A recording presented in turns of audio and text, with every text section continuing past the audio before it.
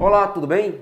Eu sou o professor Mauro Ebert, professor de História Geral, e dando continuidade à resolução do nosso simulado aqui do sistema PASSE, questão número 78. E ela diz o seguinte: com a crescente expansão da industrialização do continente europeu, a partir de 1830, século XIX, nós vamos ter o que no século XIX? A segunda fase da Revolução Industrial.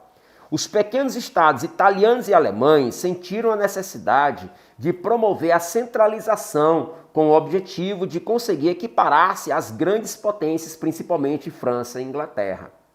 Ainda politicamente fracas, nem a burguesia italiana, nem a alemã tinham condições de assumir a direção do governo.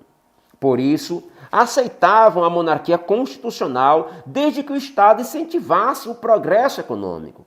Acreditavam que só assim poderiam chegar à centralização política, sem passar necessariamente por mudanças estruturais que colocassem em perigo a posição da classe proprietária.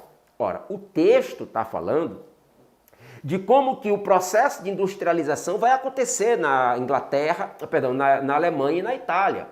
O texto está mostrando como que esses dois estados, o Estado italiano e o Estado alemão, vão nortear o seu processo de industrialização, onde ele coloca que a burguesia, ainda fraca, ainda frágil, ainda muito tímida, não era capaz de assumir ela as lideranças do Estado, mas que se submeteria a um Estado constitucional, uma monarquia constitucional, desde que essa monarquia constitucional estivesse alinhada aos interesses dessa burguesia.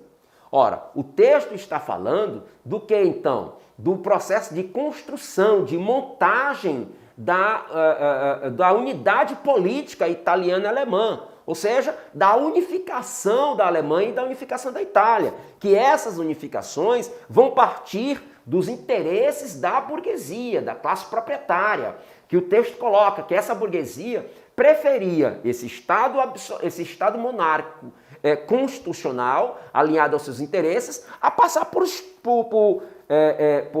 instabilidades como uma revolução, que de repente essas instabilidades poderiam provocar uma ameaça ao mundo burguês. Então essa burguesia, ela se alia a esse Estado, ela entrega ao Estado a incumbência dessa modernização.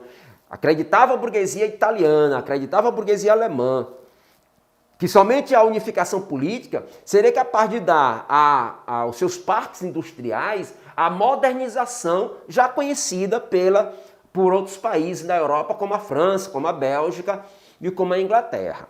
Beleza, o fragmento vincula-se ao processo e a letra A já traz aqui, de unificação alemã e italiana. Exatamente, é disso do que o texto está tratando. É isso, continue aqui ligado no Sistema PASSE.